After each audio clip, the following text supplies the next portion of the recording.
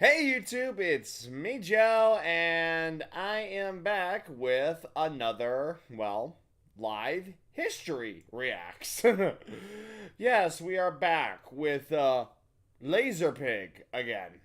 Now I know a lot of you are probably wondering, wait a minute, don't you usually do these on Sunday or Saturday? Yeah, I usually do, but I missed one. And I kind of felt empty since I didn't do it. So I just decided, what the fuck? Let's do this. So yeah, we're back here with LazerPig, and this time we're doing one that caught my eye. It literally is titled Flying Tanks, the Terrifying Genius of Mike Sparks. I immediately was intrigued. Why? Hello, Tribal. Because I have heard of Mike Sparks. I have heard the stories and the rumors. And they terrify me. And when I saw a flying tank, well, let's just say this. LazerPig, you had my curiosity, now you have my attention. Oh, so if anything that I've heard about Mike Sparks, I've only heard rumors about him are true. I've only ever heard rumors, because DeviantArt exists, and I go around, I search up weird, wacky designs of military vehicles and cool shit like that, and his name pops up every once in a while, and I've heard really weird and even some disturbing things about him, so I'm immediately interested. So since with that I have alcohol on standby just in case, and in case nothing happens, I just have nice clear water. So woohoo! Oh, this is gonna be good. All right, let's see what Pig has to say about Mr. Mike Sparks and flying tanks. Oh, by the way, before I get this started, I had to point this out actually. In my Panther Paradox reaction, I got a very interesting comment. I'm not going to say the guy's name. I'm not going to say anything about it. All I have to say is this about these videos. This is a comedy show, people. Joe reacts. It's my duty to react. This isn't a serious channel where we sit back and debate and drink our expensive brandy and smoke our illegally imported Cuban cigars. We are here to have fun, people. Let me just say that right now. This is not a channel you need to take seriously. And I know half of the stuff that goes on in this because, well, maybe not this, but history-wise, I know this shit. I'm a historian. My bookcase is literally covered in history books. So to anyone who wishes to say I'm not taking this seriously, I'm not. It's a comedy show. I'm watching. In fact, LazerPig is a comedian historian. He's like me, only he's definitely more well informed. So I'm just sitting here, basically trying to see what he goes into, and because history is a thing of mine, and I think his series would be great to react to. So if anyone has a problem with me not taking this seriously, and that you don't like the way I'm doing this, please backspace. There's plenty of other videos on the internet. You don't need to waste your time watching me. Anyway. Now, with that out of the way, let's hope there's no more comments like that. Anyway, let's get this started, shall we? This is Flying Tanks, the Terrifying Genius of Mike Sparks.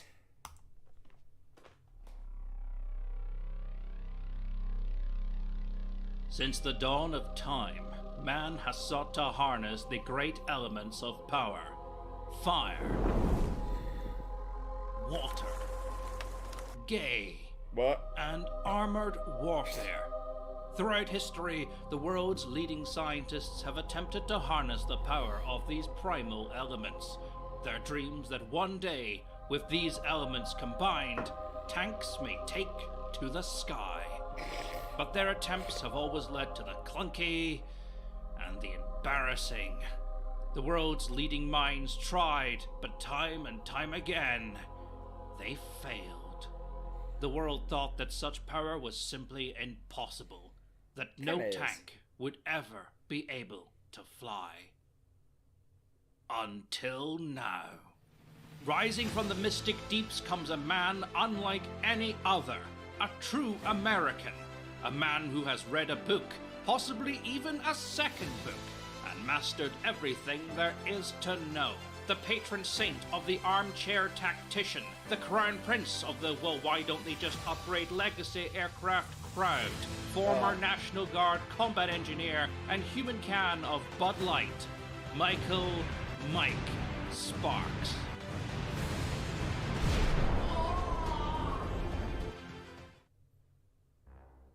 Alright, the Why am I airships hearing aside, Pentagon War Sparks music? is a man known for many things. Brevity of wit is not really one of them, nor, if I'm honest, is a general understanding of reality. Fascism is really an American Rockefeller invention. It's the idea that these guys, these German guys, fair-skinned, came from the north or the south, the Arctic regions. They used technology. There was a great flood. They dug themselves underground and they saved themselves. They didn't build an ark. They dug deep with technology. Or a hollow earth connection. In other words, at the end of World War II, we tried to stomp out the Nazis. Couldn't do it. They had superior technology. Now, in retaliation, the Nazis are flying their anti-gravity craft to the United States to harass us. Out with the bubble. I'm sorry, what? That was him? Oh, great. He's a fucking conspiracy nut. Oh, I'm gonna love this. Oh. Stay on standby, buddy. I'm gonna need you. Oh, strap in, folks. I am about to rip this guy apart. Of the Reformers Club, Sparks was more someone you bring up as an amusing talking point over a game of bolt action, or focus firepower, or whatever the cool kids are playing these days. I don't fidget spinners. Look, I'm in my 30s, I don't give a shit. Full disclosure, he's not a person you really want to be taking seriously. No. Oh. What the fuck? What? What? I mean, you really just need to take a look at the first tactical studies group, which he proclaims to be the director of. Don't be fooled by the name. It's a Facebook group, and a psychiatrist's stream of self-delusion is each one of Sparks. So basically, this guy's a military Alex Jones. And here I was thinking I was going to be sober today. Guess not.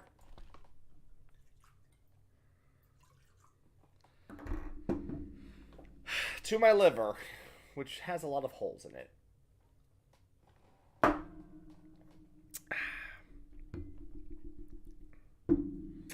God damn it. Sparks' ideas comes with its own maddened rambles, a monument to the man's rapidly deteriorating mental health that orchestrates such a perfect harmony of hopelessness that my Star Trek dinosaur erotic fanfic novel I wrote when I was 15 comes over as far less cringy, and with a considerably higher production value. And yes, that is a thing. No, you cannot read it. Okay, maybe. For money. Like many on the side of the Reformers, Sparks' mentality on the development of armored warfare is outdated. Polluted by tales from the Second World War and Vietnam, his website is a tribute to every weird and dumb idea of the 30s, 40s, 50s, 60s, 70s. Okay. I see a lot of stuff there. Okay, yeah. I've heard of these guys. I've heard of the military reformers who come up with these weird fucking ideas for shit, like battleship aircraft carriers, or these huge things. I'm not gonna lie, I'm a little bit of a fan of some of these designs, and in fact, I saw a couple, specifically one that I find very interesting. But first things first, we're gonna talk about the whole, because we've gone over this again, this keeps popping up, of German technical superiority. What did I say last video? Why did Germany lose? Shit tactics, shit generals, shit leadership, shit government, and shitty production and shitty designs. They looked good, but they were basically paper maches. They broke easy. But okay. But yeah, I recognize some of this stuff. So development of armored warfare is outdated, polluted by tales from the Second World War and Vietnam. His website is a tribute to every weird and dumb idea. Okay. I know what this is. Basically, okay, so this was actually a really interesting idea that even I still kind of think is a good idea. It's an offshore, basically giant airstrip. I mean, it's literally, that looks like a carrier, but it's actually the same size as a fucking airport. It's basically an offshore, like, oil rig that has a giant flipping, what you said more or less last time. Yeah, pretty much. But yeah, this is a giant airfield on the ocean. It's basically a giant oil rig with the size of an airport with an airport on it. And the whole idea of this is to have an offshore military base rather than taking over an airport or someplace or building one in a country. Now, I think this is actually kind of a good idea because you can move this thing anywhere and we'd still have tactical reach pretty much anywhere. You put this in like very specific locations or something along this size, you can control a very long sector. You can control a pretty wide area. You put this in the Persian Gulf or something, you could control almost the entire air in the Middle East area. It's in my opinion, there's some arguments to be made about this. Now, let's take a look at the other ones. Of the 30s. What the fuck? What the fuck is 40s, that? 50s, Oh my god, the old hovercraft shit. Oh my god. 60s, 70s. Oh my god, how were those ever practical? Who looked at those and said, oh yeah, let's put a Humvee and put wings and giant propellers on it. That will be conspicuous and all. What the actual fuck are those? Everything that was tried. Okay, this guy's often for good reasons. But a few years ago, his calls for a return to an era of hot air balloon artillery spotters and border patrol zeppelins, you know, to keep the Mexicans out, suddenly turned legit.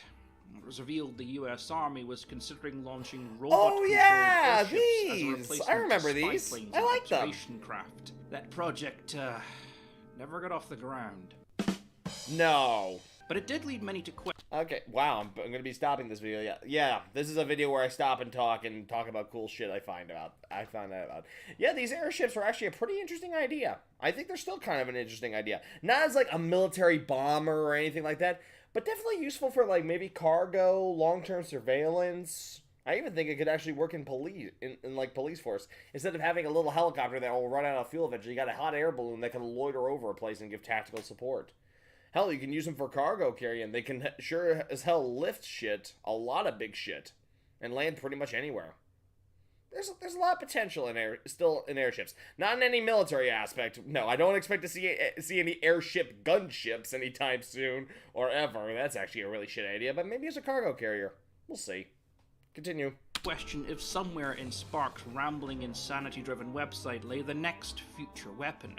If Sparks had, or was even capable of, predicting the development of future warfare, even if it was by pure coincidence. Like 1,000 monkeys on typewriters, had Sparks accidentally written Shakespeare.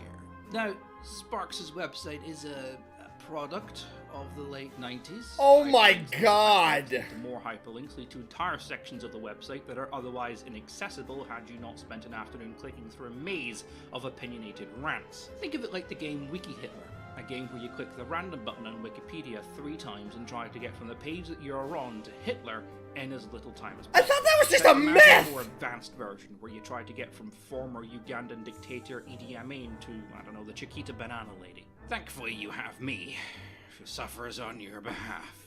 Just gonna need a little bit more wine to deal with this. You were saying more wine, Tribal. Here we go. Things I do for content. Yeah, YouTube. So Spark's most famed concept is this, the AeroGavin. Spark's obsession with the 1960s APC is well known and, fairly well justified. For all its vices, the M113, simply called the 113 or the Battle Taxi, is a phenomenally good vehicle. I like it. It's a great vehicle. Cheap to produce, it combines a relatively good off-road performance with a reliable engine. It offers a fairly basic level of protection, but its main strength, and the reason it has stayed in service for so long, is its adaptability. That's true. Sorry, I'll never do that impression again. I do not know where that came from. Wow. But today's generals talk about modularity in military vehicles as if it was a new concept. The 113 is so simple, so easy to modify, and is so diverse, they're putting it on corporate posters to prove the CEO isn't racist. It's God, been an this is APC, heavy. an infantry fighting vehicle, a light tank, a tank destroyer, a scout, a command vehicle, an ambulance, a repair vehicle, a missile platform, a recon vehicle, a cargo truck, an air defense platform, a minigun, because why the fuck not, a flamethrower, a mortar carrier, a boat, and a fucking fire engine. So I agree with Sparks. I mean, one of the few times you'll ever hear me say that. It's a fantastic vehicle, but here's the million-dollar question. Can it fly? What? Can it? Now, as dumb as that may look, the idea of flying tanks is not new and has been tried by almost every major power at least once. The Russian attempt is pretty much a That's meme at famous, this yep. point. A T-40 light tank with wings that started as an honest attempt to land troops in deep snow without a parachute. Or the plane landing. This evolved into the idea of just strapping tanks to the bottom of bombers. You see, Ivan, why bomb when you can become bomb, then shoot more bomb? Again, I'm sorry, I don't know where these impressions come from. I will stop. Please. And then finally the wing tank itself, which was semi-successful, but it couldn't get airborne by itself and needed a tow. The Soviets would cancel the project in 1942. Japan would do the same. Not cancelling a project in 1942. They would attach wings to light tanks and tow them with bombers. A few were deployed via gliders to the Philippines, but the project was cancelled before it could get off the ground. Stop. Britain please. is, of course, thankful for the Russians because now everyone has forgotten their attempt. And oh boy! What? Brits are at it again, everybody. With a 30-meter long wingspan, the Baines Bat flying wing... 30 meters? What were you actually pulling? ...was not an attempt to fly a light tank like the other nations who no. This is Britain, and when Britain experiments, shit gets weird. Keep in mind, these are the same people that built a nuclear bomb with pink plutonium in a shed overnight, and that was the full extent of Britain's nuclear weapons program. So flying light tanks into enemy territory was not something Britain was interested in. Then what are they flying? Heavy tanks into battle. Heavy tanks! This prototype is a 1/3 scale model. And it was eventually cancelled because the idea of stealthily gliding a division of heavy tanks into enemy territory may be somewhat problematic, as it required somewhere for a squadron with 90-meter long wingspans to land. But also the enemy to somehow, not notice a field of giant aircraft. I mean, to put that in perspective, the Boeing 747 only has a 68-meter long wingspan. I'm pretty confident you would notice a field full of them. Especially ones dropping off tanks everywhere. Yeah. You probably run up to your mother and go, "Hey, Mama, why is the tanks on the field outside? There is the Boeing, the planes have landed." Heavy tanks? Your mother would go, Flying "Where are you heavy from tanks exactly? in on glide? Are you kidding me? I don't know. I'm Eurotrash. Shut up. So anyway, there's a few other attempts. Brazil tries it at one point. France was fucking about Brazil? and yeah, they did consider it. Wait, France? What? But those attempts don't have any pictures that I can find through a minimum effort Google search, so let's go back I'll to have to look them America. up. J. Walter Christie. Oh, a name that this if guy. you ever choose to study tanks or even just take a mild interest in, is a name that will keep popping up even if Yep. you don't want it to. Like that one uncle who you're not allowed to wear short skirts around, and he just keeps staring at you from across the dinner table, and he tells you how much you've grown, and you know it's a This is compliment, getting but you just weird. keep feeling his eyes in the back of your neck, and you don't really want to be left alone in the room with them, so you keep finding excuses to be in rooms with other people, and he keeps walking in on you, and anyway, Apparently. Christie is famed for his series of tanks with its super speedy suspension system that would eventually become the BT series of tanks. I could do an entire video on how that's not actually true, but just let's just roll with it, okay? We just don't have that kind of time. But did you know he also tried to strap wings to one and fly it around? And not What be a the fuck glider. is I mean, this that? thing had an engine and everything. But what about modern stuff? I mean, we've seen people strapping helicopter rotors and fan blades to cars, but have they done it to a tank? Yes, they have. Behold, the Israeli air mule. I mean, what started as a project to carry light cargo around soon evolved into the idea of evacuating wounded soldiers, or even transporting them into battle. never even I mean, not heard of wounded this. soldiers. Not you don't no, the other way An around. air But, mule. that would make it, an APC, a flying APC. God damn it, Sparks, you've done it again. Of course, it's still just a concept, and outside of a single test flight, the company has been pretty silent. Though another company, Urban Aero, which have a very, very similar looking design and an amazingly badly made video, Oh my god, the graphic on there are horrid. Oh my god, when was this made? This has to have been made in the early 2000s. Oh my god. For a flying car? And also a crop duster? Okay. I mean, sure. I mean, let's just give everybody in New York their own mini helicopter. What could possibly go wrong? Oh my... I mean, yeah, there's a reason we don't have flying cars. And no, it's not because we can't make them. The technology has existed since the 50s. But if you've seen New Yorkers drive, you quickly understand that every Friday night would be 9/11 times 100. 9/11 times 100. Jesus, that's... Yes. Team America. 91,100. Really? You're just chilling out in your sitting room one day and a taxi comes through the frickin' window. The guy gets in, he's like, hey! You put in the building in front of me, hey! Oh my god. Turn and go and go, that's a racist accent. That is definitely 100% racist. And he goes, hey! Don't care. Sort of pan, New York, Brooklyn, Chicago. Oh my god, yeah, yeah, that's probably the reason why we don't have flying cars. Strictly because of New York. God almighty, New York, get your shit together. Seriously. I mean, you guys are the accident capital of the fucking world. God damn, oh my, yeah, everybody, every fucking day in New York, there's probably at least a dozen or so crashes, give and take a few hundred.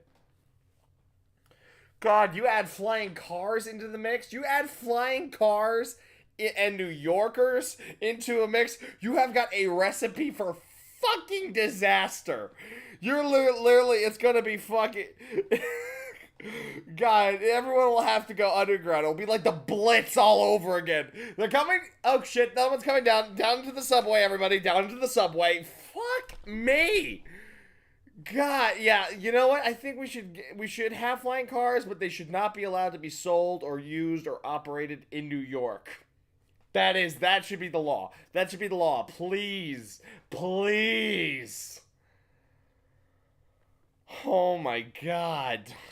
Chicago via Manhattan, I don't know. Anyway, so getting back to Sparks. Sparks' APC design takes a radical shift away from the standards of expected aviation in armored warfare and combines them together in a way that only the mind of Mike Sparks could do. And the fact that he's gone for a biplane design with the belief that he'll get twice the lift because, you know, 2 wings, no! give you an indication of the level of expertise we're dealing with here. That is not how aerodynamics work. I mean, there's a reason heavy lift planes like the Galaxy don't use biplane designs. Though the theory behind the design was you would get twice the lift, the reality was that sometimes you get less than that of a monoplane, as the drag coefficiency between the two surfaces tend to cancel each other out. You get a lot more drag, meaning you need a lot more power to fly just as fast, and its ability to glide is drastically declined. What you end up with is these sluggish, slow aircraft that cannot glide but maneuvers exceptionally well. So for World War I dogfights, it was great. You could literally spin the aircraft in circles.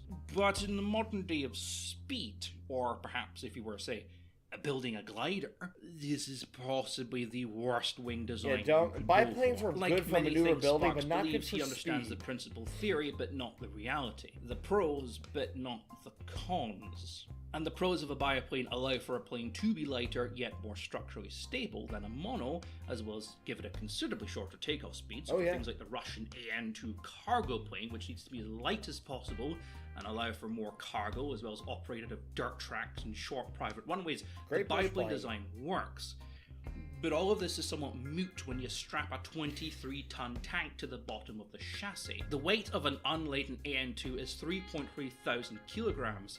An unladen 113 is closer to 10,000 kilograms. That's in the paratrooper variant. That's the lightest this thing can be. I'm not even going to get into the part where Sparks thinks the AN-2 is a stealth plane. I mean, that's a level of comprehension we just don't have time for. But it is going to be something that I'm going to save for a different bitch fest, because we need to discuss that at some point. And then we move on to everything that Sparks has decided to add to his creation. I mean, rather than giving it its own engine like Christie, Sparks has equipped his AeroGavin with a jet-fueled hybrid electric engine, which he presumes will be less weight than its current diesel engine, which he proclaims will power the turbine prop as well as the Gavin itself when landed. I mean, not only is this dual system going to drastically complicate everything, it also potentially triples the fuel consumption, forcing this thing to carry more fuel. Now, the hybrid electric engine is not as insane an idea as you think. It's actually quite common. Patrol boats in World War II would have hybrid engines, switching to electric batteries when sneaking around enemy ports at night. This has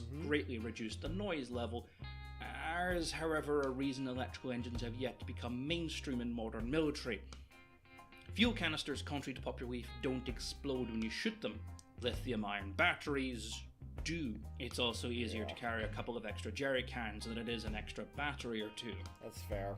This leads us neatly to the second problem. A fully laden Combat 113, assuming it has all 8 men on board, as well as the pilot, is going to come in excess of 14,000 kilograms, or 15 tons. Yikes. Putting that in ART-42 or CRJ territory. I'll use the 42 with as a reference. 2 engines. Also using turboprops, of which it has 2. Sparks only has 1. It's also used by FedEx a lot as a light cargo plane. It can carry a weight of about 18 tons. So Sparks reckons he can get about 18 miles an hour out of his Super Gavin, which I doubt since he has a tendency to add things to his creation without considering that those things weigh something. But yeah, let's just roll with it. So the takeoff speed of an ART-42 is 149 miles an hour, and that's with 2 engines, and regular wheels and a smooth runway. Sparks expects his creation to take off at the same velocity as a light aircraft with 1 engine, that the chassis alone, not including the wings, props, or the dimension, he also wants to equip this thing with air-to-air missiles that is 9 times the weight of an This AN2 guy, and has oh my tracks god, and somehow reach takeoff speed of 149 miles an hour. Sparks envision. Okay, hold up. I need to say this because I feel myself getting dumber by the second here. This guy has no flippin' clue about aerodynamics. He has no idea of thrust, weight, drag, lift. Oh my god, this guy has no fucking idea. The guy's a fucking moron. I never got my pilot's license, but I came damn close. The only reason I didn't get my pilot's license is because it's pretty expensive. It's literally too fucking expensive. But yeah, it literally, I went through courses. I know how to fly. I have went through a pilot's course, and I know how to fly. This is unreasonable. What he's asking this thing to do is act like a bush plane. Bush planes can take off rather quickly with very little, but everything. He's asking something that is about 15 tons to literally take flight with 1 engine and just do it like, no, that doesn't fucking work. That's actually where I learned it. Now I know, I learned about Mike Sparks in my fucking, like, flight course, because my instructor was a retired Marine, and all the guys I learned to fly with were all retired military. Those were my instructors. They were all retired military, just teaching people how to fly. And I heard them making so many jokes about this guy, but I never asked who he was. Now I know why they were making jokes about him. The guy's a nut! What the fuck? I mean, this is ridiculous. This guy, stealth capabilities? Do you not understand how stealth works? Even I understand, even the tiniest part, the small bits that aren't classified. I'm pretty sure that literally, there are, I mean, like, what the fuck is this guy thinking? You can't do this. This is impossible. This is physically, literally, my brain is racking just on how impossible all of this is. This is insanity. This guy is nuts. I mean, I just don't get it. I just don't fucking get it. What the actual hell is wrong with this guy that he thinks he can get an M113, just strap a couple of biplane wings and a turboprop engine that is fueled from the M113. This is not feasible. The amount of impossibility that this is just unbelievably wrong. I am literally, I would say speechless, but I can't. I'm not speechless. I can't be speechless. What the fuck? But now he's saying stealth, flying a tree. Continue before his creation flying at treetop level, being used to take out soft targets behind enemy lines, commando style, which includes anti-air positions. I'm not confident this will work, as just to remind you. У автомата входит почти 2000 Tunguska. из Yeah. пушек за 1 секунду. Which can see in the Oh, dark yeah. and does have a radar system specifically designed to detect low-flying objects like, oh, I don't know, a low-flying tank sneaking up on it. And this leads us to the final problem. What happens when it lands?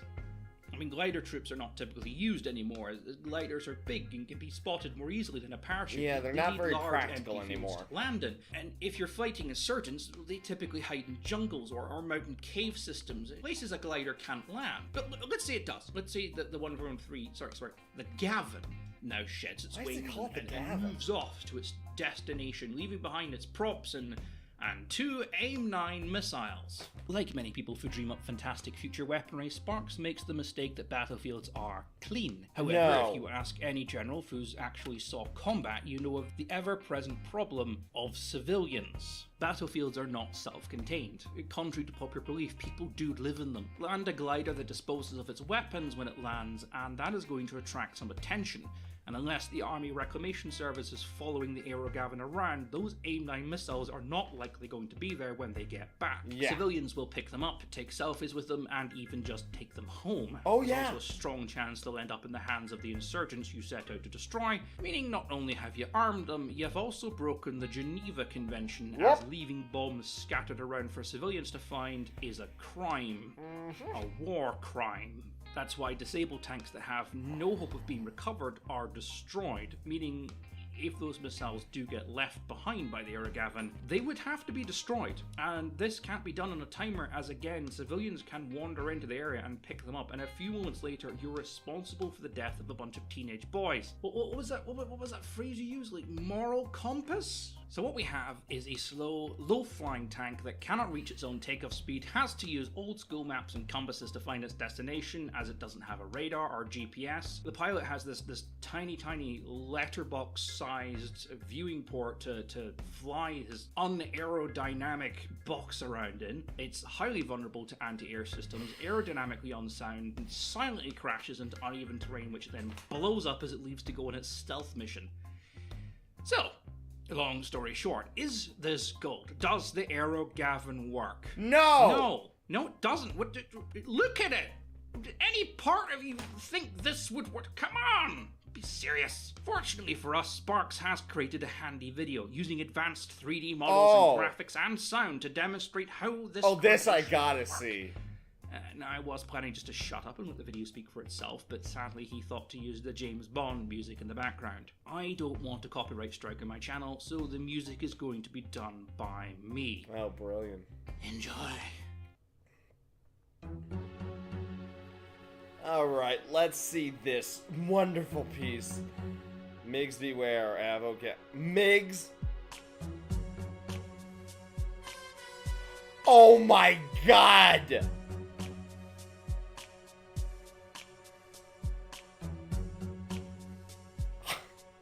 Suddenly my video quality is looking a whole lot better.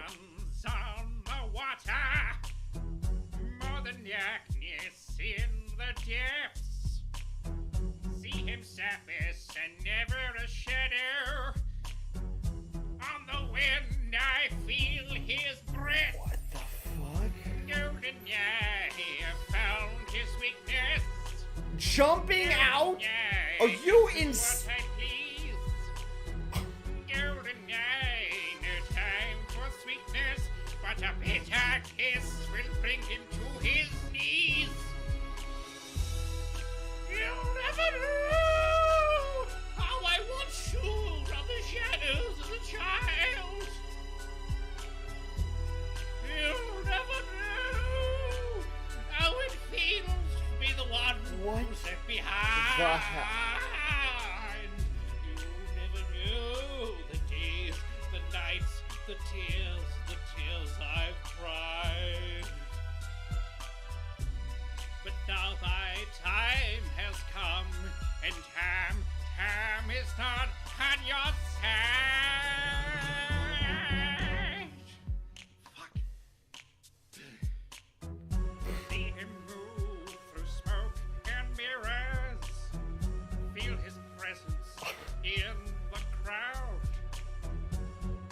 girls, they gather around him. What the flying If I fuck? had him, I wouldn't let him out. Golden eye, not lace Yeah, or leather. I'm breaking. Golden chain, take him to the spot.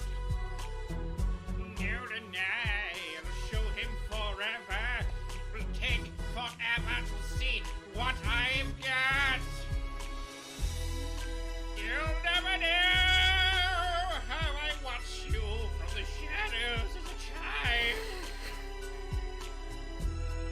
You'll never know how it feels to get so close and be denied. Exfiltration. It's a gold and honey trap I've got for you tonight. Bend is a kiss, this time I won't miss. Now I've got you in my sight. With a golden eye.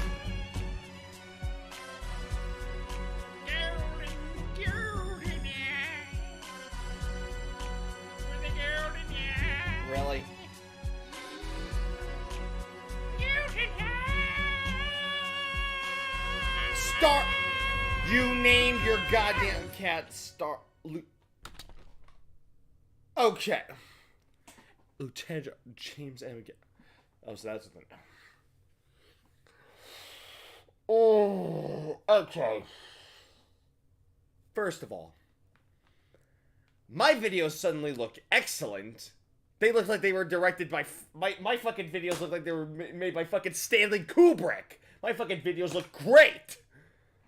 Oh my god.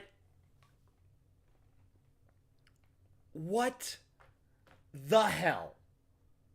That is so unrealistic.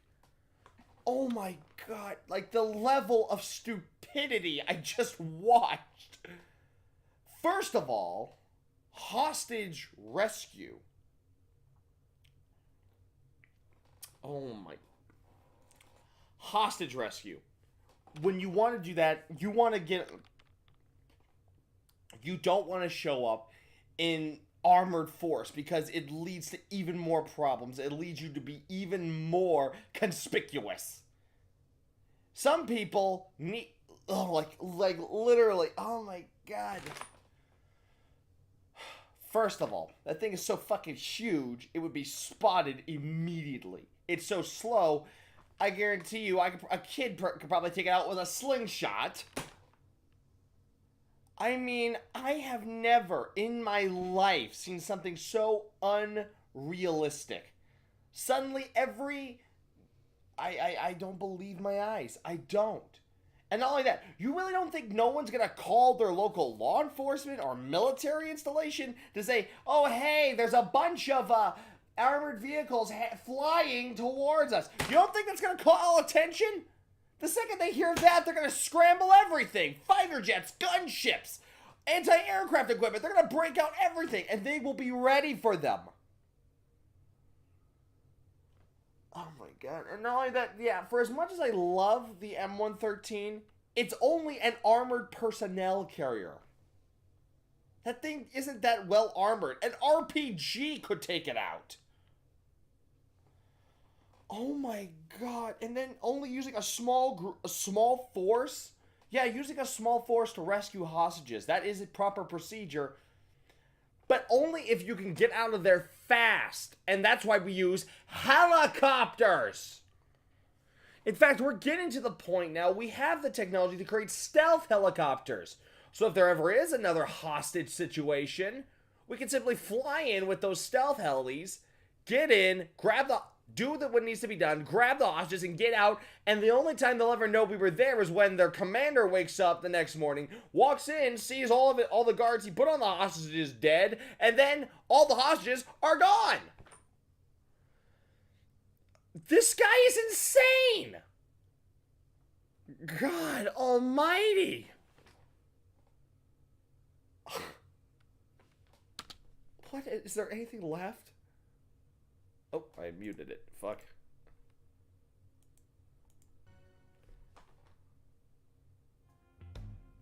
thankfully for Sparks,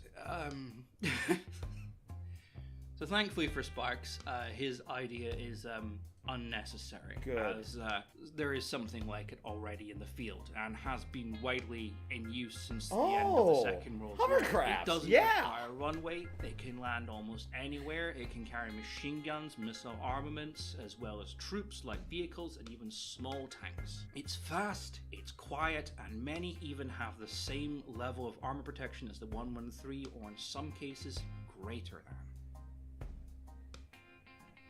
It's called a fucking helicopter. Yes! Oh my god. Yeah, didn't I just say that? Fucking helicopters! Oh my god. Okay, nothing else. Oh my god, the level of stupidity I just saw.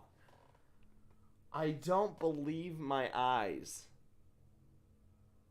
Oh, I've heard horror stories about the military reformers, and now I've gotten an actual taste of it. Yeah, it looks like I've got more. Oh my god. Oh my god, like the level of stupidity I just saw. Like suddenly I want to go up to the guy who designed and made the Zumwalt class destroyers. I want to give him a fucking hug. Suddenly, the Zumwalt is suddenly extremely practical. I have a history. God, I'm just becoming a complete, like, contradiction of myself. First, I play Fortnite after years of fucking, like, hating it, and find out I not only like it, but I'm decently good at it. And now I'm starting to say the Zumwalt is an actual practical ship? What is wrong with me? What the fuck is wrong with me? Oh my god. I need heavy. Oh, I'm gonna go in a dark room. I'm gonna get the good shit. I'm gonna drink the good shit till I forget I ever saw this. But you won't, because I recorded this. This is live, and it will be on my channel forever. So I won't have to remember it. You can do it for me. Hello, Sassy. I saw you here. Too bad you came in a little late, but that's okay. You can always rewatch this when it's live or 10 places after this. It's fun. Oh my god, this was just yeah. It's called a fucking helicopter. Oh, you have no idea. Oh my god, yeah, the people who just got here, I have just witnessed utter stupidity. Like, literally. And it's being run by the military conspiracy version of fucking Alex Jones. I am not happy. I am not happy. Well, there are some weird and kooky designs out there that in my opinion I do like and might actually be in my own argument practical. This fucking wasn't one of them. This is utterly trash. And not only that, the M113's job is gone. We don't need to transport a whole lot of troops at one time. It is the era of infantry fighting vehicles, like the M2 Bradley, the Stryker, what's the Russian? The BMP, the fucking, I don't know any others. Those are the big ones I know. This is the era of infantry fighting vehicles. I mean, big example that the era of APCs and tanks are gone. Look at Ukraine. Their massive tank columns that will crush Ukrainian resistance are being evaporated. They're losing tanks left and right. Not just to our javelins that we are sending to fucking... Oh my god. Oh. Glad I remind you something. I seem to be reminding people of everybody. Yeah, but like literally, the era of tanks, I think is over. As much as I love tanks, I think their era is long gone. Infantry will always be the backbone of the army, of any military. And what does the army need nowadays? What does the infantry need? We need better IFVs. We need IFVs, infantry fighting vehicles. We need more of them. We need newer ones. We need better, because I already see that he's going to talk about the Bradley. Now know this. I've watched Pentagon Wars, and I actually researched the guy who was a part of it, and I see the name, James Burton. I now know he's a liar, but I can't wait to see what Pig has brought up on the guy. We'll save that for next time, but jeez Louise. God, these people don't know anything. Oh my God.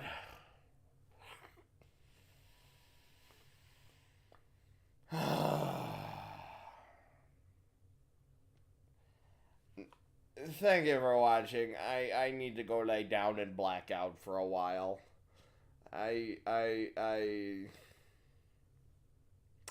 Thanks everyone for watching. I really appreciate you guys tuning in on this. And anyway, before you leave, make sure you like and subscribe, turn on notifications, follow me on all my social media down below in the description. And of course, if you want to support my channel, go follow and subscribe to me on Patreon. Now, if you excuse me, oh, wait, I also saw your reaction to Little Miss Rarity. Oh, now I have nightmares of that. Great, I have nightmares of this fucking monstrosity and Little Miss Rarity. Thanks, Sassy. Oh.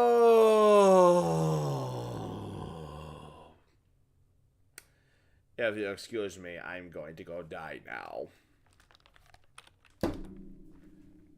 Bye.